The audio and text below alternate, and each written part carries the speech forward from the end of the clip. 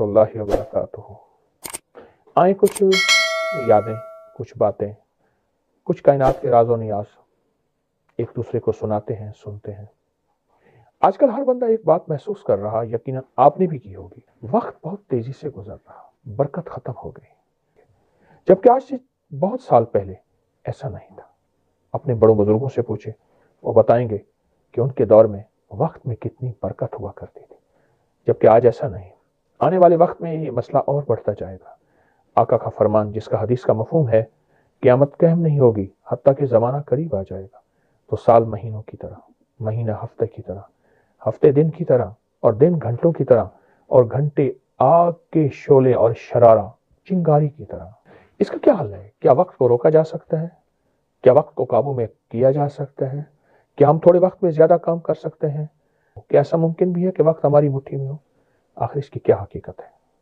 کیا وقت اور فاصلوں کو سمیٹا جا سکتا ہے، جسے ہم طی زمانی، طی مکانی، ٹائم اینڈ اسپیس کہتے ہیں؟ یہ ٹائم اینڈ اسپیس ہی تو تھا جس نے آئنسٹائن کو نوبل پرائز دیا۔ آئیں اس سوال کے جواب سے پہلے آپ کو ایک حیرت انگیز واقعہ سناتا ہوں۔ شیخ ابو الحسن علی بن محمد المعزن کہتے ہیں، میں دمشق کے باب الصغیر کی مسجد میں مؤذن تھا، اور وہاں خدمت کیا کرتا تھا۔ مسافر اور پردیسی لوگ اکثر اس مسجد میں رات گزارتے تھے۔ ایک سال ایک ایسا شخص آیا جو بہت باوقار، پردہ پوش تھا، مسجد سے باہر نہیں نکلتا تھا۔ میں نے ان لوگوں، مقامی لوگوں کو اس کے بارے میں بتایا۔ انہوں نے اس مسافر کی خدمت میں کچھ پیش کیا، اس نے لینے سے انکار کر دیا۔ انہی دنوں میں اس مسافر نے مجھے یہ کہتے ہوئے سنا، میرا بڑا دل چاہتا ہے میں بیت المقدس کی زیارت کروں، کاش کوئی ایسا ہوتا جو مجھے رملہ تک پہنچا دیتا۔ وہ مسافر مجھ سے کہنے لگے، میں تمہیں لے چلوں گا۔ جب ہم نے عشاء کی نماز پڑھ لی تو اس نے مجھ سے پوچھا، کیا تم اپنے ارادے پر قائم ہو؟ رملہ جانا چاہتے ہو؟ بیت المقدس جانا چاہتے ہو؟ میں نے کہا ہاں۔ اس نے کہا چلو۔ میں بازار گیا، وہاں سے کچھ کھانے پینے کی چیزیں لی، مسجد کی ذمہ داری کسی کے سپرد کی، اور اس کے ساتھ نکل پڑا۔ مجھے الوطا، دمشق کا ایک میدانی علاقہ ہے، کی طرف لے گئے اور مجھ سے کہا بالکل وہیں قدم رکھنا جہاں میں نے اپنا قدم رکھا ہے۔ میں نے ویسے ہی کیا۔ ہم چلتے رہے یہاں تک کہ صبح صادق کا وقت ہو گیا۔ وہ میری نظروں سے اوجھل ہو گیا۔ میں نے اس سے پکارا مگر اس نے کوئی جواب نہ دیا۔ میں پریشان ہو کر بڑبڑانے لگا، ان مسافروں کا بھی عجیب حال ہے، مجھے میرے شہر سے باہر نکالا، اب یہاں اکیلا چھوڑ کے چلے گئے۔ میرا خیال تھا شاید میں ابھی دمشق کے آس پاس کسی قوم میں ہوں۔ جب میں نے بولنا شروع کیا تو اچانک ایک شخص نے مجھ سے پوچھا، تم کون ہو؟ میں دمشق کا رہنے والا ہوں، اور اسے اپنا پورا واقعہ سنایا۔ اس شخص نے حیرت سے کہا، تو معلوم ہے تم کہاں ہو؟ میں نے کہا نہیں۔ کہا تم اس وقت بیت المقدس کے حمام کے سامنے کھڑے ہو۔ تم یہ دعویٰ کر رہے ہو کل رات دمشق سے نکلے ہو؟ تمہاری عقل ٹھکانہ ہے؟ ہوش ہے تمہیں؟ کیا بول رہے ہو؟ میں نے کہا بھائی میرے پاس اس کی نشانی موجود ہے۔ میں نے اپنے پاس موجود دمشق کا مخصوص کھانا نکالا۔ اس جب نے وہ کھانا دیکھا تو اسے یقین ہو گیا یہ چیزیں تو دمشق کے علاوہ کہیں نہیں ملتی۔ تو اس نے کہا وہ شخص جو تمہیں یہاں لایا اللہ کے ولیوں میں سے ایک ولی تھا، اور اسے طی الارض حاصل تھا، اور طی الارض کا پہلا قدم 1400 میل کا ہوتا ہے۔ پھر جب میں بیت المقدس میں داخل ہوا تو مجھے میرا وہی ساتھی مسافر ملا۔ اس نے مجھے سلام کیا اور ناراضگی سے کہا یہ کیا بات ہوئی؟ تم نے لوگوں میں میرا تذکرہ کر کے مجھے کتنا رسوا کیا۔ کیا یہ نہیں کہا تھا کہ تمہاری خواہش رملہ پہنچنے کی ہے؟ دیکھو ہم نے تمہیں پہنچا دیا۔ پھر اس نے مجھے ایک تھیلی دی جس سے کچھ رقم تھی۔ اس میں اتنی برکت تھی میں نے اس سے حج بھی کیا، پھر اس سے کچھ رقم خرچ کی، حتیٰ کہ کچھ رقم وہ واپس میرے پاس بچ گئی اور میں اسے واپس لایا۔ اس واقعے میں آپ نے دیکھا کیسے اللہ جل شانہ کے ولی نے ہزاروں میل کا سفر کچھ لمحوں میں طے کیا۔ اس کے پاس کون سا راز تھا؟ اس راز کو سمجھنے کے لیے وقت کی حقیقت کو جاننا ضروری ہے۔ نیوٹن کے دور میں وقت کو ایک سیدھی لکیر سمجھا جاتا تھا جو ایک ہی رفتار سے چلتی تھی، لیکن تقریباً 90 سال پہلے آئنسٹائن نے ثابت کیا وقت کی رفتار بدل سکتی ہے، یہ کہیں تیز اور کہیں آہستہ ہو جاتی ہے۔ وقت کی رفتار کا احساس ہر مخلوق کے لیے مختلف ہوتا ہے، جسے سائنس میں فلیکر فیون ریٹ کہا جاتا ہے۔ انسانی دماغ ایک سیکنڈ میں تقریباً 30 फ्रेम्स यानी तस्वीरें देख सकता है। इसके बरक्स अकाब और बाज के लिए वक्त स्लो मोशन में चलता है, जिसकी वजह से वो तेजी से शिकार कर पाता है। मक्खी का दिमाग 1 सेकंड में 250 फ्रेम्स तक देख सकता है, इसलिए उसके लिए वक्त अल्ट्रा स्लो मोशन में होता है। जब तक इंसान हाथ उठाता है, मक्खी के पास इतना वक्त होता है कि वो इत्मीनान से दूसरे कमरे में जा सके, क्योंकि उसे हमारी हरकत बहुत सुस्त नजर आती है। वक्त के इस फैलाव और सुखड़ाव की मिसालें कुरानी वाकयात में मिलती हैं। असहाब कहफ 309 साल तक सोए रहे, लेकिन बेदार होने पर उन्हें एहसास हुआ वो एक दिन या उसका कुछ हिस्सा सोए होंगे।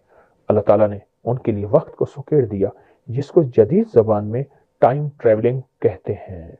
इस तरह सुलेमान अलैहिस्सलाम के दरबार में मौजूद वली हजरत आसिफ बिन बरकिया, जो वक्त के राजों से वाकिफ थे, उन्होंने मलका सबा का तख्त पलक झपकने में लाने का दावा किया और साबित भी किया कि वो इस निज़ाम वक्त से अलग होकर काम कर सकते हैं। इस तरह वाक़या मेराज में मेरे आका ने एक लम्हे में 7 आसमान 7 ज़मीनों का सफ़र किया।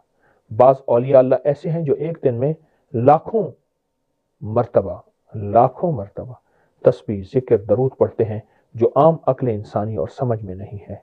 इस तरह कई उलमा ने 80 जिल्दों की किताबें लिखी हैं, जो एक जिंदगी में किसी इंसान का लिखना महाल नहीं। उन हस्तियों को ऐसा कौन सा राज मालूम था जो हमें मालूम नहीं, वैसा कौन सा अमल करते थे, वक्त उनके काबू में था। हमसे ऐसी क्या गलती हुई, वक्त की बरकत उठ गई। मैं आपको कुछ रूहानी टोटके और रूहानी तोहफे देता हूं, जिससे आपके वक्त में बरकत, आप थोड़े वक्त में ज्यादा काम कर पाएं, आपके लिए वक्त और फासले सिमट जाएं। ला युजल्लिहा लिवक्तिहा इल्ला हु, कुरान पाक की एक आयत मुबारक है।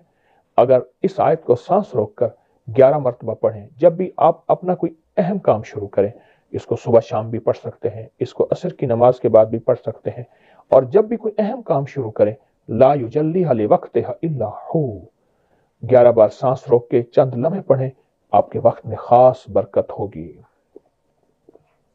दूसरा अमल, अपनी नमाज की पहली रकत में, हर नमाज की, खासतौर पे वो नमाज जो आप इनफिरादी पढ़ रहे, जमात की नहीं, अपनी नमाज की पहली रकत में सूरत अलम नशरह और दूसरी रकत में सूरत अलम तरा कैफा पढ़ने का मामूल बनाएं।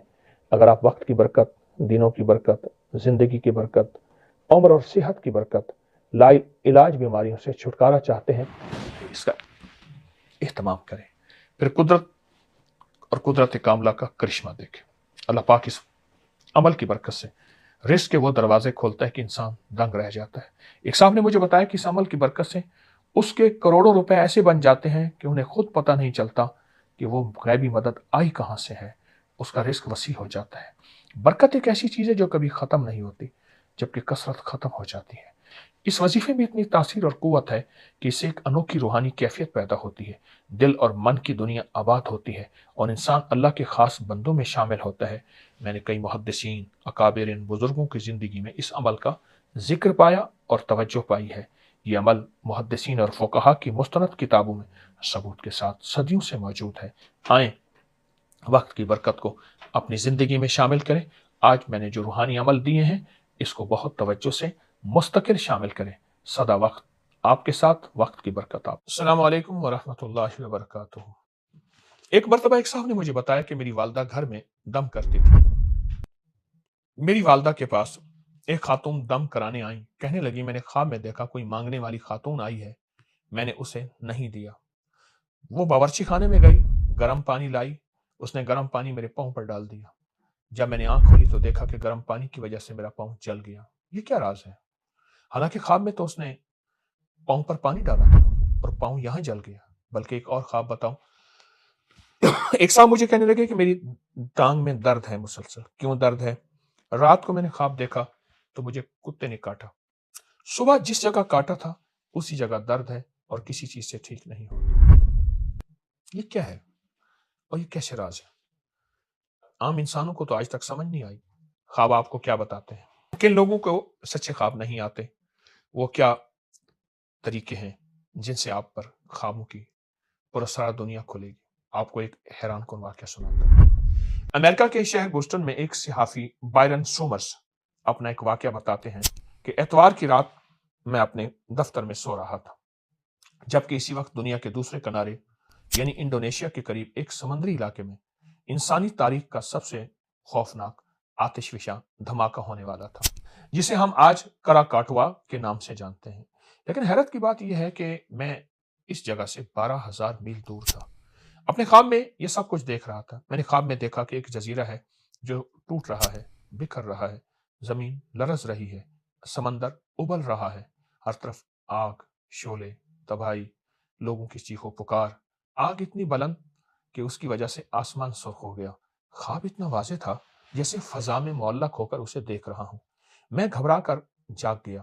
میں نے فوراً کاغذ قلم اٹھایا اور خواب کی ساری تفصیل لکھ دی۔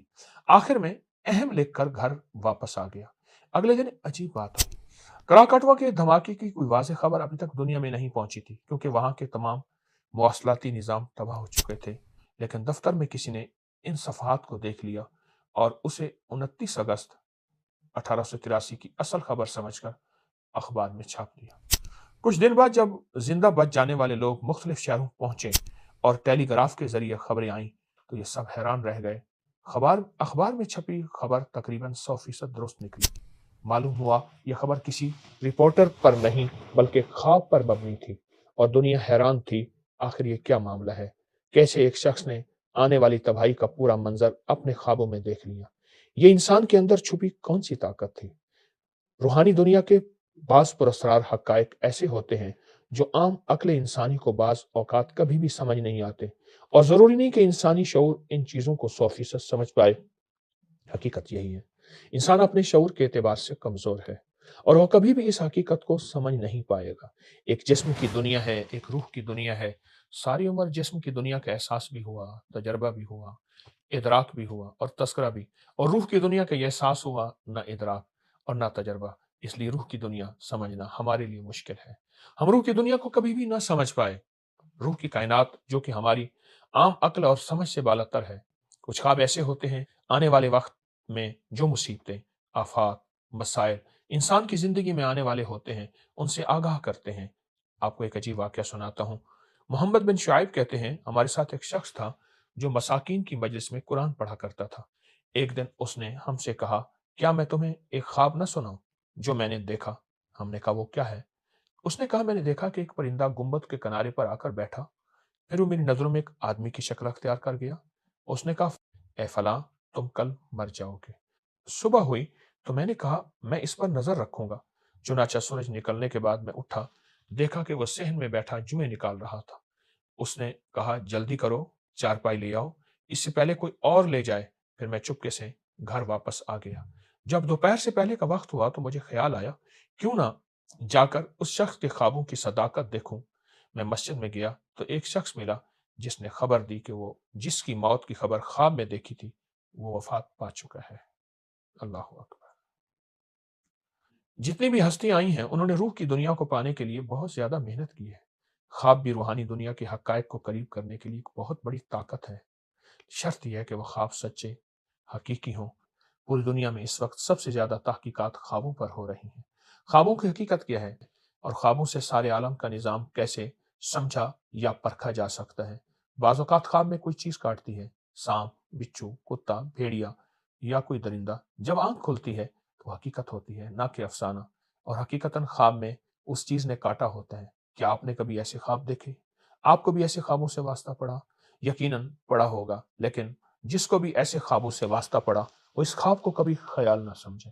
اور ہر خواب خیال نہیں، ہر خیال خواب نہیں، کیونکہ خوابوں میں جنات کا بہت زیادہ دخل ہوتا ہے، شیطانی چیزوں کا بہت زیادہ اثر ہوتا ہے، اور خوابوں میں شیطانی نظام حقیقت میں بہت زیادہ چلتے ہیں۔ لیکن وہ انسان جس کو سچے خواب ملے وہ کبھی سچے خواب کو نظر انداز نہ کرے اور نہ ہی سب کو بتائے، کیونکہ خواب سب کو بتانے کی چیز نہیں۔ اگر وہ سچا ہے اس کا دخل خیالات سے نہیں ہے۔ امام ابن سیرین رحمۃ اللہ علیہ خوابوں کے امام تھے۔ بصرہ میں ان کا مزار ہے، اور مشہور تابعی فرماتے ہیں جو شخص زیادہ نمک، مرچ، مسالہ استعمال کرتا ہے مجھے ان کے خوابوں پر کوئی یقین نہیں ہوتا۔ کیسی عجیب بات ہے، اور یہ سچ ہے، کیونکہ خون میں جوش بڑھ جاتا ہے۔ ہلکی اور میٹھی غذاؤں سے خون میں جوش کم ہوتا ہے، اور میٹھی سے مراد زیادہ میٹھا نہیں۔ غذاؤں میں جب اعتدال آتا ہے جس میں سکوت اور سکون ہوتا ہے، اور خواب وہ خواب نہیں ہوتے बल्कि हकीकत बन जाते हैं। मेरे पास एक साहब है, उन्हें ख्वाब बहुत आते थे। मैंने उन्हें नमक, मिर्च, मसाला, तली हुई चीज़ें, गोश्त वगैरह से मना कर दिया। कुछ अरसा मना करने के बाद हल्की सादा ग़िज़ाएँ इस्तेमाल कराईं और थोड़ा मीठा इस्तेमाल कराया, और ज़्यादा नहीं। कुछ अरसे के बाद मुलाकात हुई तो कहने लगे, आपने जो कुछ कहा था वो सच निकला। मेरी ग़िज़ाओं का असर मेरे ख़यालात पर था और ख़यालों का असर मेरी नींद और ख्वाब पर था। इसलिए अगर आप अच्छे और सच्चे ख्वाब देखते हैं तो अपनी ग़िज़ा पर नज़र रखें। अगर अच्छे और सच्चे ख्वाब नज़र आएँ तो उनको नज़रअंदाज ना करें, क्योंकि बहुत से ख्वाब सच्चे भी होते हैं और हकीकत भी होते हैं। एक अमल आपको दे रहा हूँ, अगर रोज़ाना रात को सोने से पहले का मामूल बना लें, इंशाअल्लाह आपको ख्वाबों में रहनुमाई मिलेगी और आप पर ख्वाबों की दुनिया खुलेगी। ज़िंदगी में कोई मसला हो, कोई नया काम शुरू करना चाहते हैं, रिश्ता के बारे में फ़ैसला हो, कोई उलझन हो, किसी के बारे में हकीकत मालूम ना हो रही हो, गरज ये है कि ज़िंदगी के किसी मामले में आप कोई सही फ़ैसला करना चाहते हैं, इस अमल को चंद दिन, चंद हफ्ते करें। रात इशा की नमाज के बाद अवल आखिर दरूद शरीफ पढ़ें और जब सूरत फातिहा पढ़ें तो सूरत फातिहा पे जब इहदिनस सिरातल मुस्तकीम तक पहुंचे तो उसको 101 मरतबा पढ़ें, दोहराएं, लेकिन पढ़ें दोहराएं विजदान के साथ, तसव्वुर के साथ कि अल्लाह मेरी सच्ची राहों से मेरी सच्ची रहबरी फरमा। और फिर उसके बाद सूरत मुकम्मल करके दुरूद पाक पढ़ते पढ़ते सो जाएं। इंशाअल्लाह आपके ऊपर सच्चाई, हकीकत और बहुत खैरें खुलेंगी और आपको बहुत सच्चे ख्वाब और हर चीज़ वाज़ेह नज़र आ जाएगी इंशाअल्लाह ताला।